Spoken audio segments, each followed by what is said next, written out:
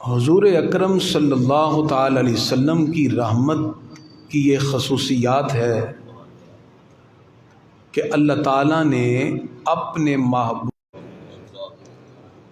باری تعالیٰ نے آپ صلی اللہ علیہ وسلم کی امت کو کئی ایسے اوقات مواقع عطا کیے جن میں اللہ کی رحمت جوش پر ہوتی ہے، خصوصی انعام و اکرام لوگوں پر ہے۔ اور ان خاص اوقات میں ایک مہینہ رمضان المبارک کا ہے۔ آغاز ہوا تو موسلا دھار رحمتوں کی بارش شروع ہو گئی، جنت کے دروازے کھل گئے، شیاطین کو قید کر لیا گیا۔ اعلیٰ فرماتے ہیں عطائے عرب جلائے کرب فیوز عجب بغیر طلب، یہ رحمت رب ہے کس کے سبب، بے رب جہاں تمہارے لیے۔ یہ ساری رحمتیں اللہ تعالیٰ نے اپنے محبوب کے صدقے محبوب کی امت کو عطا فرمائی ہیں۔ آج 1445 ہجری کے رمضان المبارک کا آخری جمعہ ہے، اس لیے اسے جمعۃ الوداع کہتے ہیں۔ اس موقع پر اللہ تعالیٰ کی رحمت امت کی طرف متوجہ ہوتی ہے، اور اہل ایمان کے دل اس بات پر غمگین ہوتے ہیں کہ رمضان اب جانے والا ہے، ہم حق ادا تو نہ کر سکے، نہ جانے اگلے سال پھر ہمیں رمضان نصیب ہو یا نہ ہو۔ یہ غم کا احساس دلوں میں ہوتا ہے، اور اس غم کے ساتھ ہم جمعۃ الوداع کو رخصت کر رہے ہوتے ہیں۔ میں سمجھتا ہوں یہ وقت ہے، دل نرم ہو چکے ہیں، رب قدوس کی یاد سے لبریز ہو چکے ہیں، آنکھیں اشکبار ہو چکی ہوتی ہیں، کثرت سجود سے لذت سجود کی طرف بڑھ چکے ہوتے ہیں۔ یہ موقع ہے ہمیں اپنی بخشش کا سبب طلب کرنے کا، اپنی زندگی میں مثبت تبدیلی لانے کا، تاکہ یہ رمضان المبارک کا جو گزر جانا ہے، یہ جمعۃ الوداع میں ہمارا آ کے بیٹھ جانا ہے، ہم سب اس کے اندر مل جل کر اللہ کی بارگاہ میں رجوع کریں۔ اللہ اس کے صدقے ہماری زندگی کے اگلے ایام کے اندر بھی برکتیں پیدا فرما دے۔ تو گرامی قدرات، جمعۃ الوداع آخرت کو یاد کرنے کا بہترین موقع ہے، ایمانی جذبہ جوان رکھنے کی تربیت کا بہترین مواقع ہے۔ انسان جب نماز پڑھتا ہے، سجدہ ریز ہوتا ہے، روزہ رکھتا ہے، یہ سارے عمل سے جب گزر جاتا ہے تو اس کو اللہ رب العزت کی بارگاہ کی خشیت نصیب ہو جاتی ہے، تقوی اور پرہیزگاری ملتی ہے۔ حضرت ابو ایوب انصاری رضی اللہ عنہ فرماتے ہیں کہ ایک شخص نے عرض کیا، پیارے آقا مجھے وصیت کیجئے اور مختصر سے کلمات مجھے سکھا دیجئے۔ یا رسول اللہ صلی اللہ علیہ وسلم علمنی و اوجز، مجھے کلمات تعلیم کیجئے اور مختصر کیجئے۔ اور آج جمعۃ الوداع کے موقع پر یہ ایک تحفہ ہے، یہ آپ نے خود بھی یاد رکھنا ہے، اپنے گھر والوں کو بھی جا کے سنانا ہے۔ حضور صلی اللہ علیہ وسلم نے مختصر 3 جملے اور 3 باتیں ذکر کر کے پورے سمندر کو کوزے میں بند کر دیا۔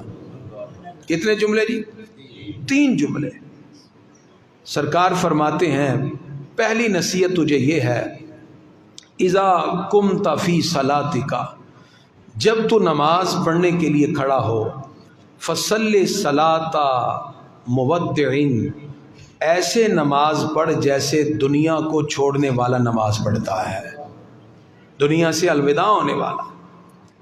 جو بندہ یہ سمجھتا ہے کہ اب میری بیماری تکلیف اتنی ہے کہ شاید اب اس نماز کے بعد میں بچ نہ سکوں، فرمایا جیسے وہ آخری زندگی کی نماز پڑھتا ہے، جب بھی تو نماز پڑھے ایسی نماز پڑھ۔ اب مجھے بتائیے، جب یہ کیفیت آپ کے دل میں طاری ہو کہ یہ میری زندگی کی آخری نماز ہے، تو اس نماز کے لطف کا کیا حال ہوگا، اس میں رب کی محبت کتنی غالب ہوگی، اس میں سجدے کی تسبیح پڑھتے ہوئے انسان کا دل کرے گا سجدے سے سر اٹھائے ہی نہ، کیونکہ اس کے بعد تو زندگی ختم ہے۔ فرمایا جب بھی تو نماز پڑھے ایسی پڑھے جیسے آخری نماز پڑھ رہا ہے۔ تو لہذا جو لوگ کہتے ہیں جی نماز کا سرور نہیں مل رہا، اس کی وجہ یہ ہے کہ وہ اپنی زندگی کی آخری نماز سمجھ کے نہیں پڑھ رہے۔ تو پہلی بات حضور صلی اللہ علیہ وسلم نے یہ سکھائی، نماز ایسے پڑھ جیسے اپنی زندگی کی آخری نماز۔ نمبر 2، سرکار فرماتے ہیں دوسری نصیحت یہ ہے، وَلَا تَكَلَّمْ بِكَلَامٍ تَعْتَذِرُ مِنْهُ، کبھی ایسی بات نہ کرو جس سے پھر تمہیں معذرت کرنا پڑے، معافی مانگنا پڑے۔ اس کا مطلب فضول گفتگو کبھی نہ کرو۔ بعض لوگ فضول بولتے جاتے ہیں، بولتے جا رہے ہیں، وہ باوجود اس کے کہ اپنے کثرت الفاظ کی وجہ سے لوگوں کو تو متاثر کر سکتے ہیں، عوام میں اپنی عزت پیدا کر سکتے ہیں، لیکن اللہ کی بارگاہ میں ان کو جواب دہ ہونا ہوگا۔ کثرت گفتگو ممکن ہے کہ لوگوں سے معذرت نہ بھی کرنی پڑے، لیکن اللہ کے سامنے ضرور شرمندگی ہوگی۔ اس لیے کم سے کم گفتگو کریں، اور جو بات کریں وہ سوچ سمجھ کے کریں۔ دوسری بات حضور صلی اللہ علیہ وسلم نے یہ سکھائی۔ تیسری بات فرمایا وَأَجْمِعِ الْيَأْسَ عَمَّا فِي أَيْدِي النَّاسِ، جو کچھ لوگوں کے پاس ہے اس سے مکمل طور پہ مایوس ہو جاؤ، یعنی اللہ کی رضا پہ راضی رہتے ہوئے قناعت اختیار کر لو۔ کبھی بھی لوگوں کی مال دولت کسی چیز کا لالچ نہ رکھو۔ جب آپ لوگوں سے بے پرواہ ہو جائیں گے، اللہ آپ کے دل میں غنا کی صفت پیدا فرما دے گا، آپ کا دل غنی ہو جائے گا۔ اور حقیقی مالداری یہ ہے کہ بندے کا دل دنیا کی تمام دولت منصب پیسہ ان چیزوں سے پاک ہو جائے، وہ صرف اپنے رب کی رضا کا تلاش میں لگ جائے۔ یہی چیز انسان کی کامیابی کی بہت بڑی دلیل ہے۔ تو 3 چیزیں حضور صلی اللہ علیہ وسلم نے بتا دی۔ نماز یوں پڑھ جیسے آخری ہے، کلام کم کر، ایسا نہ کر کے بعد میں معذرت کرنا پڑے، اور ایسی لوگوں کے پاس جا کر توقعات نہ رکھ کہ جس کی وجہ سے تو مکمل طور پر ایک دوسرے بندے کے بارے میں سوچتا رہے، اس نے کیا دینا ہے، اس نے کیا، کہتے اس سے کیا ہوگا، دل کے اندر غنا نہیں پیدا ہوگی۔ یہ 3 باتیں حضور صلی اللہ علیہ وسلم نے ارشاد فرمائی۔ ہمیں پتہ کیا چلا؟ ایک تو ہمیں اچھے اعمال کی طرف فوراً آگے بڑھ کے سبقت کرنی چاہیے۔ شیطان ہمیں لمبی امیدیں دلاتا ہے۔ آپ دیکھ لیجئے، رمضان شروع ہوا، آپ کے دل میں ہے چلو یار تراویحیں پڑھتے ہیں، وہ کہتا ہے آج تو پہلی ہے نا، وہ چل دوسری پڑھ لینا، تو آج 25واں روزہ ہو گیا، دوسری تراویح نہیں ابھی تک آئی۔ شیطان ایسے امیدیں دلاتا ہے، نہ تراویحیں پڑھی گئی، بعض لوگوں نے تو روزے ہی چھوڑ دیے۔ حضور صلی اللہ علیہ وسلم فرماتے ہیں جس نے ایک روزہ جان بوجھ کر رمضان کا چھوڑا، ساری زندگی بھی روزے رکھتا رہے گا، اس کا ثواب نہیں پا سکتا۔ اتنا اجر و ثواب ہے رمضان کے روزے کا۔ یہ لمبی امیدیں، کل کر لیں گے، پھر کر لیں گے، پھر ہو جائے گا، پھر کبھی بھی نہیں ہوتا۔ اور یہ امیدیں شیطان دلاتا ہے۔ نفس امارہ جو آپ کو اندر سے خواہشات میں مبتلا کرتا ہے، یہ ساری کی ساری نفس امارہ کی علائشیں اور شرارتیں ہیں جو آپ کو کسی نہ کسی بات میں مبتلا کر کے دور کی راہ دکھا کر آپ سے فضیلتیں اور عظمتیں بھی چھین لیتا ہے۔ اس لیے جب اچھا اختتام ہو جائے تو مبارک مہینے کی برکتیں بھی آپ کے دامن سے وابستہ ہو جائیں گی۔ اور اچھا اختتام کیا ہے؟ آج 25واں روزہ ہے۔ جو ابھی بھی رمضان کی برکتوں سے مستفید نہیں ہوئے، کم از کم 4 سے 5 دن رہ گئے ہیں، یہی 4-5 دن اللہ کی بارگاہ میں آ جائیں گے۔ صدق کے دل سے اس کی بارگاہ میں رجوع کر لیجئے، نہ جانے زندگی میں پھر یہ رمضان نصیب ہونا ہے کہ نہیں ہونا۔ اس نیت کے ساتھ عبادت کریں۔ اگر آپ کے ذہن میں یہ بات ہے کہ اس رمضان نہیں ہوئی تو اگلے رمضان عبادت کر لیں گے، تو پھر وہی بات فرمایا، نماز ایسے پڑھ جیسے زندگی کی آخری نماز ہے۔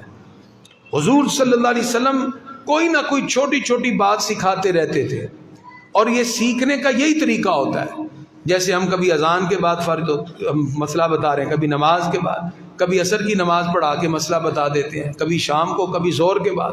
یہ چھوٹی چھوٹی بات نہیں بھی روزے میں نہیں یہ کرتے، او بھائی روزہ ٹوٹ جائے گا، یہ لیکوڈ ہے، یہ اندر گیا تو روزہ ختم، تو روزے توڑنے کے لیے آئے آپ، باہر چلے جائیں۔ اچھا، اب یہ چھوٹی چھوٹی باتیں حضور صلی اللہ علیہ وسلم صحابہ کو ایسے سکھاتے. کیوں؟ کیونکہ چھوٹی چھوٹی چیزوں کے ساتھ زیادہ امپرومنٹ ہوتی ہے. جیسے عصر کے بعد کبھی آپ ایک مسئلہ سے وہ آپ کو یاد رہ جاتا ہے، 10-15 منٹ کی گفتگو آپ کو نہیں یاد رہے گی. آقا علیہ الصلوۃ والسلام بھی اسی طرح چھوٹی چھوٹی باتیں سکھا کر صحابہ کرام کی کاؤنسلنگ کرتے تھے. یہ طریقہ ہے ہمارے پیارے نبی صلی اللہ علیہ وسلم کا. ہمارے آقا ایک دعا سکھاتے ہیں، فرماتے ہیں جب تم نماز کے بعد سلام پھیرو تو کہا کرو اللہم اجعل خیر عمری آخرہ، یا اللہ میرے عمر کے آخری حصے کو زندگی کا بہترین حصہ بنانا. میں یوں دعا کیا. چھوٹی چھوٹی دعائیں سرکار سکھاتے ہیں. اور زندگی کا آخری حصہ اگر آپ کا خوبصورت ہے تو کیا ہی بات ہے. وگرنہ بہت سے لوگ ہیں زندگی گزار کے آخر میں جا کے اس انداز میں گناہوں کی طرف متوجہ ہوئے، جو پہلے بھی نیکیاں کی تھی وہ بھی ساری گنوا بیٹھے. اس لیے کبھی کسی غلط بندے کا ساتھ نہ دیں، غلط کے ساتھ، وہ ساری نیکیاں آپ کے ہاتھ سے جائیں گی. ہمارے ساتھ ایک پروفیسر تھے، بڑے اچھا خاصا ان کا سسٹم تھا. ریٹائرمنٹ کے بعد انہوں نے داڑھی رکھی، داڑھی کٹا لی سب تو پہلے. اور میں اگر داڑھی مناتی ہے یہ حالات، ایسے گمراہ کئی لوگ ہو جاتے ہیں. تو اس لیے دعا کیا کریں اللہ خاتمہ بھی خیر پہ فرما دے. زندگی کا آخری حصہ اچھا گزر جائے تو کیا ہی بات ہے. اور زندگی کے آخر میں چھوٹی چھوٹی باتوں پہ ایسی ایسی پکڑ ہوتی ہے کہ آپ کی سوچ ہوگی. تو سرکار فرماتے ہیں دعا کیا کرو اللہم اجعل خیر عمری آخرہ، یا اللہ میری زندگی کا آخری حصہ جو ہے وہ بہتر بنا دینا. اور فرماتے ہیں کہ یوں دعا کیا کرو اللہم اجعل خواتیم عملی ورضوانک، یا اللہ میرا آخری عمل ایسا ہو جو تیری رضا کے لیے ہو، جس سے تو راضی ہو جائے. کبھی وہ عمل نہ کریں جس سے آپ کو اپنی چاہت ہو، بلکہ عمل وہ کریں جس میں رب کی رضا پوشیدہ ہو. اور پھر سرکار فرماتے ہیں یوں دعا کر اللہم اجعل خیر ایام یوم القاک، یا اللہ میرا بہترین دن اس دن کو بنانا جب میری تیرے ساتھ ملاقات ہو، جب میں تجھ سے ملاقات کروں، یعنی قیامت کا دن. حضور صلی اللہ علیہ وسلم یہ چھوٹی چھوٹی دعائیں صحابہ کو سکھاتے. مطلب یہ ہے کہ جب ہم رب کی بارگاہ میں حاضر ہوں تو وہ قیامت کا دن اگر ہمارا سب سے بہتر ہو گیا تو سمجھ جائیے یہ بھی کامیابی ہو گئی اور وہ بھی کامیابی ہو گئی. اور اگر قیامت میں پھنس گئے تو پھر نہ دنیا کے اعمال کا فائدہ اور نہ اخروی نعمتیں آپ کی زندگی کے حصے میں ہوں گی. اختتام اچھا ہو جائے تو زندگی کے اندر بہاریں آ جاتی ہیں. یہ زندگی کا معاملہ بھی ہے، ایسے ہی رمضان المبارک بھی. ہمارے آقا نے ممبر پہ قدم رکھا اور کہا آمین، پھر آمین، پھر آمین، 3 مرتبہ. صحابہ کرام بڑے پریشان ہوئے کہ آج آمین آمین کیوں ہو رہا ہے. اس میں سے ایک بات حضور صلی اللہ علیہ وسلم فرماتے ہیں آج جبریل امین علیہ السلام آئے اور کہا پیارے آقا دعا کے کلمات میں کہتا ہوں، آمین آپ کہہ دیجئے. اس میں سے ایک جملہ یہ تھا کہ وہ بندہ رب کی رحمت سے دور ہو جائے جس نے رمضان کو پایا اور اپنی بخشش کرا کے جنت میں داخل نہ ہو سکا. سرکار فرماتے ہیں آمین. اندازہ لگائیے اللہ تعالیٰ اگر رمضان کا مہینہ دے اور بندہ اپنی بخشش نہ کروا سکا، فرمایا وہ رب کی رحمت سے دور ہو جائے جس نے اللہ کی رحمت سے فائدے نہیں اٹھایا. اس لیے ہم نے شروع میں بھی کہا تھا یہ دنیا کے معاملات یہ ختم نہیں ہونے. رمضان گزر جائے گا پھر وہی روٹین آ جائے گی، لیکن جو کیفیت اس وقت دل میں پیدا ہو چکی ہے اس کو رمضان کے بعد بھی جاری رکھیے گا. جو عبادت کے سجدے ہمارے اس وقت ہیں، جس طرح روزہ اور تقوی اور پرہیزگاری کی کیفیت دل میں ہے، یہ رمضان کے بعد بھی جاری و ساری رہنا چاہیے. وہی رب جس نے اب حکم دیا حی علی الصلاۃ، وہ رمضان کے بعد بھی حکم دیتا ہے حی علی الصلاۃ، آؤ نماز کی طرف. تو اس لیے ہمیں یہ کوشش کرنا ہے کہ رمضان المبارک گزرنے کے بعد بھی یہ کام جاری رہے، کیونکہ حضور صلی اللہ علیہ وسلم سے پوچھا گیا ای الاعمال احب الی اللہ، اللہ کو سب سے پیارا عمل کون سا ہے؟ فرمایا ادومھا وان قلا، سب سے پیارا عمل وہ ہے جو تسلسل سے جاری رہے اگرچہ تھوڑا ہی ہو، تھوڑا ہی ہو لیکن جاری رہے. اگر آپ کی تہجد پڑھنے کی عادت ہے تو اس کو جاری رکھیے گا. اگر اشراق اور چاش پڑھ رہے ہیں تو اس کو بعد میں بھی جاری رکھیے. اسی طرح نوافل کی اگر عادت ہے اس کو بھی جاری رکھیے. اس لیے کہ جس وقت انسان یہ عمل جاری رکھتا ہے اس عمل سے اس کی زندگی میں بعد میں بھی اللہ تعالیٰ وہی بہاریں عطا فرما دیتا ہے، پھر یہ زندگی اس کے لیے جنت بن جاتی ہے۔ اللہ تعالیٰ نے سورہ البقرہ کی آیت نمبر 266 میں اس کو مثال سے ذکر کیا۔ ہم جو یہ عبادات کر رہے ہیں، ہمارا عبادت کا ایک ہرا بھرا باغ اس وقت لگ چکا ہے۔ یہ ہرا بھرا باغ جو عبادت کا لگ چکا ہے، اس کی کونپلیں ابھی پھوٹنے لگی ہیں تو رمضان جانے لگا ہے، ابھی تو اس پہ پھل بھی آنے ہیں، اس پھلوں سے آپ نے لطف اندوز بھی ہونا ہے۔ ان تمام چیزوں سے لطف اندوز ہونے کے لیے آپ نے رمضان کے بعد بھی اسی طرح اپنی پیشانیوں کو سجدے سے معطر و معمر رکھنا ہے۔ اللہ تعالیٰ نے اس کی مثال کیا دی؟ پروردگار نے ارشاد فرمایا اَیَوَدُّ أَحَدُكُمْ أَن تَكُونَ لَهُ جَنَّةٌ، کیا تم میں سے کوئی پسند کرے گا کہ اس کے پاس ایک باغ ہو، من نخیل و اعناب، کھجوروں کا اور انگوروں کا، تجری من تحتها الانہار، جس کے نیچے نہریں بہتی ہوں۔ یعنی ایک بندے نے اپنی زندگی لگائی، ایک باغ تیار کیا جس میں ہر موسم کے پھل کے پودے اگائے، پوری زندگی لگا کر اس نے باغ تیار کیا، اب اس سے فروٹ آنے لگا، لہو فیہا من کل ثمرات، اب اس کی اولاد ناتواں ہے، وہ باغ کے فروٹ کو بیچتا ہے اور اپنی ارننگ کرتا ہے، اپنی زندگی کے اسباب کو ڈھونڈتا ہے۔ یہ باغ اس کے لیے زندگی کے اسباب کا ذریعہ ہے۔ تو فرمایا وَأَصَابَهُ الْكِبَرُ، اب بڑھاپا اس کو پہنچ گیا، وَلَهُ ذُرِّيَّةٌ ضُعَفَاءُ، اور حال ہی ہے کہ بچے ابھی چھوٹے ہیں، فَأَصَابَهَا إِعْصَارٌ فِيهِ نَارٌ فَاحْتَرَقَتْ، ایک رات وہ سویا، اس کو صبح کسی نے بتایا آگ لگی، تیرا سارا ہی باغ جل گیا، سارا ہی جل گیا۔ تو اب وہ بڑھاپے کو پہنچ چکا ہے، پوری زندگی اس نے باغ لگانے میں لگا دی، اولاد اس کی چھوٹی ہے، بتائیے اس شخص کا کیا حال ہوگا۔ فرمایا کذالک یبین اللہ لکم الآیات لعلکم تتفکرون، اللہ تمہیں یہ مثال اس لیے بتا رہا ہے کہ شاید تم غور و فکر کرنا شروع ہو جاؤ، شاید تمہارے دل میں یہ بات بیٹھ جائے۔ مثلا یہ مثال کیوں بیان کی؟ یہ جو آپ کے ایمان کی عبادات کے باغ اب لگ چکے ہیں، یہ نہ ہو کہ رمضان گزرے اور عید کے 3 دن میں شیطان اس میں آگ لگا کے سارے ہی ختم کر دے، عید پہ جو آپ نے باتیں کی ہیں وہ ساری کی ساری خاکستر کر دیں، یہ نہ ہو۔ عید ہے، اس رب کی دی ہوئی نعمتوں کا شکر بھی ادا کریں، اور نماز کا وقت ہو تو اپنی پیشانی کو سجدے کے لیے بھی ضرور جھکائیں۔ یہ مطلب نہیں کہ اب عید آ گئی اب ہم نے جو ہے آزاد ہو گئے، ایسا نہیں ہونا چاہیے، وگرنہ وہ باغ جو ہم نے عبادات سے سجا رکھا ہے، وہ سجدے جو ہماری پیشانیوں پہ سج گئے، وہ عبادتیں جس کی لذتیں دل میں بس گئیں، وہ لذتیں اب ختم نہیں ہونی چاہیے، وہ ہمارے لیے اسی طرح رہیں، پھر اللہ تعالیٰ کی نعمتیں بھی ملتی رہیں گی، پھر توفیق عبادت بھی ملتی رہے گی، اور یہ ساری چیزوں میں توفیق اللہ رب العزت سے مانگا کریں۔ یہ نہیں کہ میرے کہنے پہ آپ نماز پڑھنا شروع کر دیں، پھر وہ لذت نہیں ملے گی۔ آپ اپنے رب کی یاد میں اور اپنے رب کی محبت میں جب سجدہ کریں گے، اصل نماز کی لذت آپ کو اس وقت نصیب ہوگی۔ جب آپ رب سے توفیق مانگیں گے تو وہ توفیق بھی دے گا، تو پھر خیر کے کاموں میں آپ کو لذت ایمان بھی نصیب ہو جائے گی، آپ کو مٹھاس بھی ملنا شروع ہو جائے گی۔ اس لیے گرامی قدر حضرات، اپنی زندگی کے ایک ایک لمحے کو اپنے لیے غنیمت جانیے۔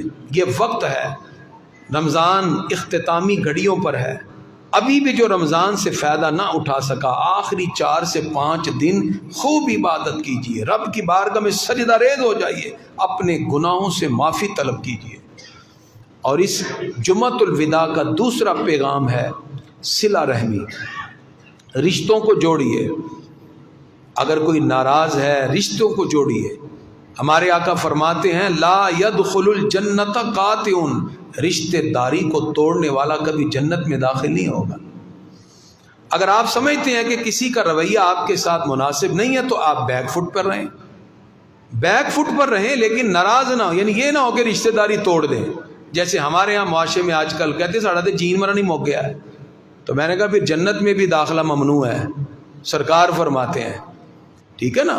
رویے ایک اور چیز ہے، آپ ڈفرینٹ بیہیویئر کے ساتھ ملتے ہیں، آپ کی مینٹیلٹی کے ساتھ اگر کسی کی مینٹیلٹی میچ نہیں ہوتی ہے تو آپ اس سے ملیں، ضرور بیک فٹ پہ رہیں، لیکن یہ نہیں ہے کہ آپ ناراض ہو جائیں۔ اس کی وجہ نہ تو مغفرت کا پروانہ نصیب ہوگا، نہ بخشش اللہ رب العزت کی طرف سے ملے گی، یہ کنفرم ہے۔ یہ آخری گھڑیاں ہیں، اس لیے کوشش کریں اپنی رشتہ داروں میں جہاں جہاں بھی آپ کی ناراضگی ہے اس کو دور کر دی جائے، تاکہ ایک طریقے کے ساتھ آپ اپنی لائف کو گزاریں جس میں اللہ بھی راضی ہو اور اللہ کے رسول صلی اللہ علیہ وسلم بھی راضی ہو۔ حقوق العباد جو ہیں یہ معاف نہیں ہوں گے، شہید کا بھی ہر گناہ معاف ہو جاتا ہے، حقوق العباد اس کے بھی معاف نہیں ہوتے۔ اگر کسی کا قرضہ دینا ہے تو پہلی فرصت میں ادا کریں، جس کا حق آپ کے اوپر لازم آتا ہے پہلی فرصت میں ادا کریں۔ اگر آپ حقوق ادا نہیں کر رہے، صرف سجدوں پہ سجدے کیے جا رہے ہیں، تو اس بارگاہ سے معافی نہیں ہے جب تک کہ حقوق العباد آپ لوگوں کے ادا نہ کریں۔ اس کی طرف بھی کوشش کی جائے۔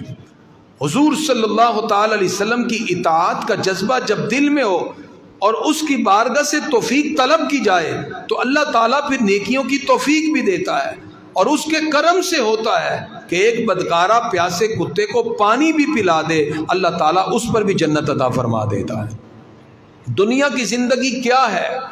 اللہ تعالیٰ نے قرآن مجید میں ارشاد فرمایا وَاعْلَمُوا أَنَّمَا الْحَيَاةُ الدُّنْيَا لَعِبٌ وَلَهْوٌ، اور جان لو دنیا کی زندگی تو کھیل تماشا ہے۔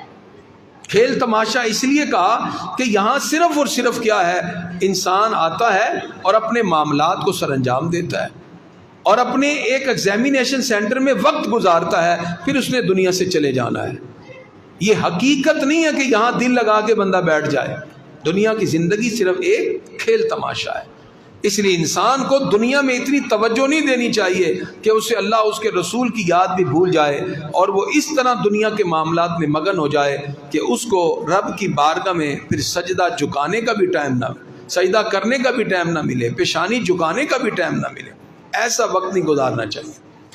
تو گرامی حضرات، جمعۃ الوداع ہمیں یہ بھی پیغام دیتا ہے کہ ہم پہلی فرصت میں اپنے اپنے حقوق کو ادا کریں۔ اس کے ساتھ ہم نے 17 رمضان المبارک کو اعلان کیا تھا کہ ہم درود ابراہیمی کو شروع کرنے لگے ہیں، جو 27ویں شب تک انشاءاللہ پڑھا جائے گا۔ کل 27ویں شب ہے۔ آپ میں سے جتنے احباب نے جو درود پاک پڑھا ہے، یہاں لسٹ موجود ہے، آپ وہ درود پاک لکھوا لیجئے۔ الحمدللہ اب تک ہمارا جو درود پاک یہ ایک مسجد میں نہیں ہے، یہ اس علاقے کی 4 مسجدوں میں اعتکاف چلا رہا ہوں۔ اس علاقے کی 4 مسجدوں کے اندر تربیتی نشستیں جاری ہیں، چاروں مسجدوں میں درود پاک ہے، 4 مسجدوں میں الحمدللہ یہ سلسلہ جاری ہے، اور اب تک الحمدللہ 1,00,000 سے زیادہ پڑھا جا چکا ہے۔ جو ہمارا ٹارگٹ تھا ہم اسے آگے چلے گئے ہوئے ہیں، لیکن ہم زیادہ پڑھیں گے۔ زیادہ اس لیے پڑھیں گے کہ اللہ کی بارگاہ سے بندوں کی بخشش بھی زیادہ ہو جائے۔ ٹھیک ہے جی؟ تو ایک تو یہ ہے کہ آپ میں سے جس نے پڑھا ہے، ابھی ہم نماز پڑھیں گے، اس کے بعد یہاں لسٹیں موجود ہیں، آپ درود پاک لکھوائیں۔ درود پاک کے ساتھ جو آپ کے آباء و اجداد دنیا سے چلے گئے ان کا نام بھی لسٹ میں لکھوا دیں، لسٹ وہاں موجود ہے، اور جو زندہ افراد ہیں جنہوں نے پڑھا ہے وہ اپنا نام بھی لکھوائیں۔ اب اس کا فائدہ کیا ہوگا؟ یہ درود پاک ہم مجموعی طور پر حضور اکرم صلی اللہ علیہ وسلم کی بارگاہ میں پیش کریں گے۔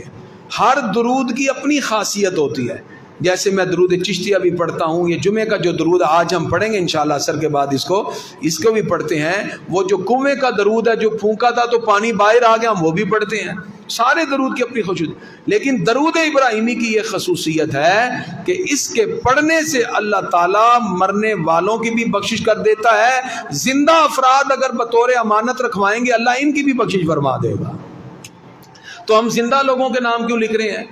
آپ کے جو نام ہم لکھ رہے ہیں یا وہ اس لیے کہ جب ہم یہ فوت شدگان کو بھیجیں گے، لسٹوں میں نام موجود ہے، تو یہ سرکار دو عالم علیہ الصلوۃ والسلام کی بارگاہ میں لسٹیں پہنچتی ہیں۔ جو زندہ افراد جس کا نام ہم نے شامل کیا، جیسے جیسے فوت ہوتا جائے گا یہ درود اس کی بخشش کے لیے رب کی بارگاہ میں حاضر ہوتا جائے گا۔ حقوق العباد بھی اگر کہیں رہ گئے تو اللہ اس کے صدقے ان حقوق کی ادائیگی کے لیے اسباب پیدا کر دیتا ہے۔ اس لیے جس نے ابھی تک بھی نہیں پڑھا تو کوشش کریں شام تک پڑھ لیں، یعنی ہم نے تقریباً یہ تراوی تک لسٹوں کو کنفرم کر لینا ہے. آج تراوی تک، آج جمعہ ہے، آپ کثرت سے درود پاک پڑھیں، جمعے کے بعد بیٹھ جائیں. طریقہ کیا ہے؟ حضور صلی اللہ علیہ وسلم کے روضہ اقدس کی طرف منہ کر لیں، ایسے منہ ہوگا قبلے سے ادھر، اور سر جھکا لیں، آنکھیں بند کر کے درود پاک جو نماز میں پڑھتے ہیں وہی درود ابراہیمی پڑھنا شروع کر دیں. جب سرکار کا نام آئے تو تصور میں اپنے ہونٹوں سے سرکار کی جالی کو چومنا شروع ہو جائے. جب نام آئے تو آپ کی لذت میں اضافہ ہوگا. اس انداز میں پڑھیے گا. تو جو نہیں پڑھ سکے وہ شام تک پڑھ لیں اور ہمیں لکھوا دیں اور ہم اس لسٹ میں شامل کر لیں، تاکہ یہ اس کے اندر آپ بھی مغفرت کے معاملے میں آپ اور آپ کے آباء و اجداد شامل ہو جائیں. یہ ہماری طرف سے تحفہ ہوگا. گرامی قدرات، اسی طرح جمعۃ الوداع کی رخصتی کے ساتھ ساتھ کل کا دن ہمارے لیے بڑا اہم ہے. کل 27ویں شب ہے. اللہ تعالیٰ نے اس امت کو بخشنے کے لیے بڑے اسباب عطا کیے. اس میں سے ایک سبب لیلۃ القدر ہے. مجھے تقریباً 22 سال ہو گئے ہیں، میں بھی ڈھونڈتا رہا کہ کبھی لیلۃ القدر ملے، پکا پتہ ہو جی یہ لیلۃ القدر ہے. مجھے 22 سال ہو گئے ہیں، ملی نہیں. اس مرتبہ ایک صاحب نظر ہیں، اللہ تعالیٰ کا ایک نور آسمان سے اترتا ہے جو روئے زمین پر ڈسٹریبیوٹ کرنا ہوتا ہے. تو جن کی ڈیوٹی اس نور کو تقسیم کرنے کی ہے، ان کا تعلق لاہور سے ہے. وہ اللہ کے اس نور کو تقسیم کرتے ہیں. ولایت کے ایک اعلیٰ منصب پہ فائد ہے. ان سے ہم نے سوال کیا اور پوچھا کہ حضرت آپ بتائیے کہ اس مرتبہ پاکستان میں لیلۃ القدر کب ہے؟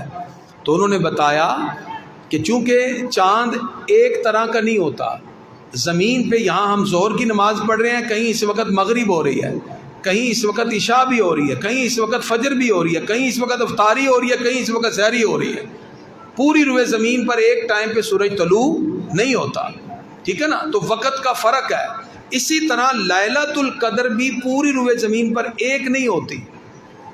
جس طاق رات میں اللہ تعالیٰ نے دوسرے ممالک کو دی، عرب میں اور اس سے ملحقہ ریاستوں میں لیلۃ القدر گزر چکی ہے، کیونکہ کسی بھی طاق رات میں آتی. لیلۃ القدر ہمارے ہاں چونکہ طاق رات میں، جس دن ان کی طاق رات تھی ان کی آئی ہماری جفت رات تھی. لیلۃ القدر میں کیا ہوتا ہے؟ اللہ تعالیٰ فرماتا ہے تنزل الملائکۃ والروح، فرشتے اور جبریل امین علیہ السلام اترتے ہیں، روح الامین آتے ہیں، نور آتا ہے آسمان سے. اور جہاں لیلۃ القدر ہو وہاں پھر رحمتوں کو بکیرا جاتا ہے. تو ہماری چونکہ ابھی نہیں گزری، ہماری اس دن جفت رات تھی، تو بیت اللہ شریف میں رات کو 1:28 پر نور اترا. یہ رکن یمنی پر اترتا ہے، اور 45 منٹ مکہ مکرمہ میں رہنے کے بعد پھر مدینہ شریف میں چلا گیا. پھر مدینہ شریف سے ہوتا ہوا جہاں جہاں ریاستوں میں اس دن طاق رات تھی، اللہ نے ان کو لیلۃ القدر عطا کر دی ہے، ان کی گزر چکی ہے. تو میں نے عرض کیا حضرت ہماری پھر کب آئے گی؟ انہوں نے کہا پاکستان میں اس مرتبہ 27ویں رات ہی لیلۃ القدر کی ہوگی. انہوں نے پہلے کہا جی آپ نے عبادت کرنی ہے 1 بجے سے 3 بجے تک. میں نے کہا جی اگر آپ ٹائم عنایت فرما دیں.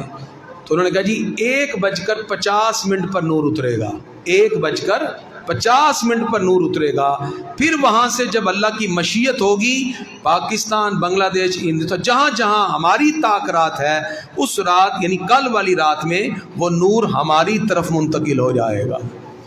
اب چونکہ ہمارے ابا جی کی بھی عادت تھی، ہمارے بزرگوں کی، کہ جب بھی کوئی اللہ عنایت فرمائے تو وہ اکیلے اس سے مستفید نہیں ہوتے. تو میں نے کہا حضرت ہم جن لوگوں کو نماز پڑھاتے ہیں، جن کے امام ہیں، آخر ہمارا اتنا حق تو ہے ہم اپنی مقتدیوں کو بتائیں اگر آپ اجازت دے دیں. انہوں نے کہا جی آپ کو اجازت ہے، آپ اپنے مقتدیوں کو بتا سکتے ہیں، آپ فخر سے کہہ سکتے ہیں الحمدللہ زندگی میں ایک لیلۃ القدر کی سعادت ہمیں بھی نصیب ہوئی ہے، وہ کل آ رہی ہے. ٹھیک ہے جی؟ تو کل آپ نے ایک کام کرنا ہے، رات 1 بجے سے 3 بجے تک سونا نہیں ہے. اس میں چاہیں آپ انفرادی عبادت کریں، جو کریں 1 سے 3 بجے. ٹھیک ہے نا؟ اللہ تعالیٰ کا نور آئے گا، چونکہ وہ کسی کا پابند تو نہیں ہے، وہ تو انہوں نے بتا دیا، ظاہری بات ہے اللہ تعالیٰ اپنے پیارے لوگوں کو ان تمام امور سے مطلع کر دیتا ہے جن کی ڈیوٹی پروردگار نے لگا رکھی ہے. تو وہ نور جب آئے گا تو وہ ساری نورانیت کا آپ کو اپنے قلب میں ادراک ہوگا 1 سے 3 بجے کے درمیان. تو آپ نے اس مرتبہ کل کی جو رات ہے 1 سے 3 بجے تک سونا نہیں ہے. خاص طور پر یہ گھڑی لیلۃ القدر کی ہوگی. اس میں کسی بھی وقت پاکستان کی طرف نور آئے گا. وہ نورانی وقت جب ہوگا, جو رب کی بارگاہ سے جو طلب کر رہا ہوگا, اللہ تعالیٰ نے قرآن میں فرمایا لیلۃ القدر 1000 مہینوں سے افضل ہے. اللہ 1000 مہینوں سے زیادہ عبادت کا ثواب عطا فرما دے گا. تو کل انشاءاللہ ہماری جو ویسے محفل نماز تراویح کے بعد اب وہ ہوگی, اس کے بعد ہم خصوصی محفل شروع کریں گے اور اس میں نعت خوانی وغیرہ چلتی رہے گی, لیکن ہم باقاعدہ طور پہ محفل جو ہے وہ تقریباً 12 سوا 12 خطاب اور اس کے بعد صلاۃ التسبیح اور پھر ہماری انفرادی ذکر اور دعا, یہ سلسلہ جاری رہے گا. آپ میں سے جو احباب درود ابراہیمی پڑھ کے آئے ہیں وہ دعا کے بعد لازمی لکھوا کے جائیں, اپنے اور اپنے مرحومین کے نام بھی شامل کروائیں. جنہوں نے ابھی تک شامل نہیں کیا وہ رات تک تراویح تک اس کو ضرور پڑھ کے لے آئیں اور اس کو نام کے ساتھ شامل کروا لیجئے. گرامی قدر حضرات, یہ لمحے, یہ گھڑیاں جمعۃ الوداع کے ساتھ ساتھ ہم سے اب رخصت ہو رہی ہیں. ہمیں چاہیے ہم اپنے رب کی رحمتوں کو پانے کے لیے ان لمحات کی قدر کریں. صدقہ فطر ہر مسلمان پر لازم ہے, وہ اپنا بھی دے گا, اپنی بچی چھوٹے اولادوں کو بھی دے گا, جو اس کی کفالت میں ہے سب کا صدقہ فطر دے گا. اس مرتبہ صدقہ فطر 350 روپے ہے آٹے کا. بعض آٹا گورنمنٹ کا ریٹ ہے 330 ہے, لیکن جو عموماً ریٹ ہے 350 ہے, تو 350 ہی رکھیں آپ. 350 روپے آٹے کا کم سے کم, اور زیادہ دینا چاہیں تو کھجوروں کے حساب سے 4 کلو کا دے دیں, اس سے بھی زیادہ دیں اللہ کی راہ میں. تو یہ فطرانہ عید سے پہلے ادا کر دینا چاہیے, لہذا یہ فطرانہ آپ ضرور ادا کریں. اور اس کے ساتھ ساتھ نماز عید الفطر انشاءاللہ آپ کی 7:30 بجے ادا کی جائے گی. تو آپ نے کوشش کرنی ہے عید الفطر کی نماز کے لیے اسی طرح تیار ہو کے غسل کر کے آئیں گے. 7:30 بجے نماز عید الفطر ادا کی جائے گی. کل انشاءاللہ شب قدر کی محفل ہے جو انشاءاللہ آپ کی مسجد میں ہم کوشش کریں گے 1 بجے سے لے کر روحانی طور پر چونکہ عروج ہوگا اور اس کو ہم 3 بجے تک لے کے جائیں گے, اس سے پہلے ختم کر دیں گے تاکہ آدھا گھنٹہ آپ انفرادی عبادت بھی کر سکیں. 1 سے 3 بجے تک کی عبادت کو لازمی رکھیے گا. دعا ہے یہ رمضان ہم نے گزارا, اس میں ہم نے کیا کوشش کی, ہم نے آپ کو جہاں تک ہو سکا اسلام کے بارے میں فیسیلیٹیٹ کیا ہے. آپ جانتے ہیں یا اکثر آپ کو نہیں پتا, ہم نے کہا تھا یہ مسجد ایک مرکز بننا چاہیے جہاں ہر بندے کے معاملات کے حل ہوں. مثلا شادی ایک بہت بڑا مسئلہ ہے, آج کل لوگ معاملات میں چیزوں میں جکڑے پڑے ہیں اور بڑی سے بڑی خواہشات ہیں. تو آپ نکاح کو سادہ کریں, مسجد میں نکاح کریں اور اس کے بعد آپ ولیمہ کریں, جو لڑکا چاہتا ہے کریں, اور بیٹیوں پر بوجھ نہ ڈالیں, جہیز کی ڈیمانڈ نہ کریں, جو ماں باپ دینا چاہیں دے دیں. یہ آپ سب مل کے معاشرے میں چیزوں دیکھیں ہم بتا سکتے ہیں, ہم نے اس پر باقاعدہ لیکچر دیا, کاؤنسلنگ کی اور آپ کو سارے اس کے فوائد و ثمرات بتائے. کوشش کریں معاشرے میں بیٹیوں کے والدین پر بوجھ نہ بنے. اس کے لیے ہم نے ایک اور کام کیا, آپ کی مسجد میں یہاں 2 رجسٹر ہم نے لکھوا دیے ہیں. ایک رجسٹر میں ہم نے لکھا ہے لڑکے کے قوائف, جو بیٹے کے رشتے کے والے سے ڈھونڈنا چاہتے ہیں وہ وہاں لکھ لیں. ایک رجسٹر رکھا ہے بیٹیوں کے قوائف, تو وہاں بیٹیوں کے قوائف لکھ لیں. ٹھیک ہے نا, ہو سکے تو آپ بیٹیوں کے نام وغیرہ نہ لکھیں, ویسے ہی لکھ دیں جیسے بنت نذیر, بنت اختر, بنت خرم, اور نیچے آپ اپنا بایو ڈاٹا لکھ لیں تاکہ اگر کوئی مسجد میں آئے جو چاہے ان رجسٹر کو دیکھے رابطہ کر لے. اس سے ایک اچھا ماحول بھی بنے گا. اور کوشش کیجئے معاشرے میں بڑھتے ہوئے معاملات میں اگر ہم ذاتیات کو ختم کر کے چلیں تو مسجد کو ہم مرکز بنا سکتے ہیں ہر معاملے میں. یہ صرف نماز کے لیے نہیں, ہمارے آقا مسجد میں کیس سنتے تھے, مسجد میں عدالت لگتی تھی, مسجد میں نکاح ہوتا تھا, مسجد میں حضور اکرم صلی اللہ علیہ وسلم جہاد کی تربیت کے لیکچر دیتے تھے, مسجد میں جہاد کی ٹریننگ ہوتی تھی, مسجد کے اندر ہی حضور صلی اللہ تعالی علیہ وسلم مختلف اوقات میں صحابہ کرام کے سامنے کہتے یہ پیالہ کس نے خریدنا ہے, کہتے جی میں نے خریدنا ہے. آپ کہتے لو خریدو, اور پیسے لے کر ایک صحابی کو کلاڑی بنا کے کہتے جاؤ جا کے لکڑی کاٹو اور اس کے حلال کماؤ. یہ ساری چیزیں مسجد میں ہوتی تھی. اور ہم نے اب ان تمام چیزوں کو ختم کیا تو کیا ہوا؟ آج ہم نے مخصوص معاملات تک رکھا تو لوگ بھی مسجد سے دور ہوتے گئے۔ مسجد کو مرکز بنائیے معاملات کی آسانی کے لیے۔ ہمارے پاس اوپر ہال ہے، یہاں گڑی شاہ میں ایک مسجد ہے، وہاں بھی ایک اوپر ہال ہے، وہ یتیم بچی کے لیے وہاں 20 بندوں کا 25 بندوں کا اہتمام کرتے ہیں اور مسجد کی طرف سے نکاح کر کے یتیم بچوں کی رخصتی کر دیتے ہیں۔ تو اگر گڑی شاہ میں ہو سکتا ہے تو مجاہد آباد میں کیوں نہیں ہو سکتا؟ اس کا مطلب ہم سب کو یہ سوچنا ہوگا تو ہم اپنے معاشرے میں ایک بہترین فکر پیدا کر سکتے ہیں۔ ہمارا کام تو تھا بتانا، مؤذن صرف اذان دیتا ہے، اس کا یہ کام نہیں ہے کہ جا کے لوگوں کو نماز کے لیے اکٹھا کر کے لائے۔ ہمارا کام تھا صدائے حق بلند کرنا۔ ہم نے رمضان میں فجر کے بعد، نماز کے بعد، عصر کے بعد، تراویح کے بعد کتنے دروس آپ کے سامنے رکھے۔ صرف یہی مقصد ہے کہ کسی نہ کسی طرح دین اسلام کی طرف آپ راغب ہو جائیں۔ آگے آپ کا کام ہے، آگے بڑھیے، اہل محلہ مل کر اپنی مسجد کو ایک مرکز بنائیں، ایک مثال قائم کر دیں کہ ہر طرف سے آواز آئے کہ جامع مسجد حنفیہ رضویہ کو دیکھو، جہاں روحانی بات بھی ہے، جہاں تصوف کا درس بھی ہے، جہاں دینی مسائل پر بھی بات ہے، جہاں معاشی معاملات بھی حل ہوتے ہیں، جہاں لوگوں کی پرابلمز کو حل کرنے کے لیے قرآن و سنت کے ساتھ ساتھ ان کی کاؤنسلنگ بھی کی جاتی ہے۔ اس انداز میں اگر ہم بات کریں اور نظریہ قائم کرتے ہوئے اپنی مسجد کو ایک مرکز بنائیں تو انشاءاللہ آپ کے لیے بھی راحت کا سبب بنے گا، آنے والی نسلوں کے لیے۔ جیسے تعلیم کا پروجیکٹ ہے، آپ شروع کر سکتے ہیں، آپ کے پاس دکانوں کے اوپر جگہ خالی ہے، آپ کا خطیب PhD ڈاکٹر ہے، میں آپ کے سامنے BS آنر اسلامیات کا 4 سالہ متعارف کرا سکتا ہوں، جس کی ڈگری 2 لاکھ کی ہے، آپ یہاں سے 50,000 کی دیں، مسجد کی آمدنی بھی 3 گنا بڑھ جائے گی اور آپ کا تعلیمی پروجیکٹ ہوگا، پوری دنیا کہے گی کہ یہ مسجد بھی ہے اور مسجد کے ساتھ BS آنر اسلامک اسٹڈیز کی تعلیم بھی دی جا رہی ہے، اور پڑھانے والے آپ کے خود بندے موجود ہیں۔ ہم تو خود، یعنی باہر سے بھی ہمیں ضرورت نہیں ہے، ان ساری پروگرامنگ کو کرنے والے ہم ہیں۔ ہم دوسرے اداروں کو جا کے اپنی سروسز پرووائڈ کر رہے ہیں، اگر ہم اپنی مسجد میں یہ سروسز پرووائڈ کریں گے ہمیں اس سے زیادہ خوشی ہوگی۔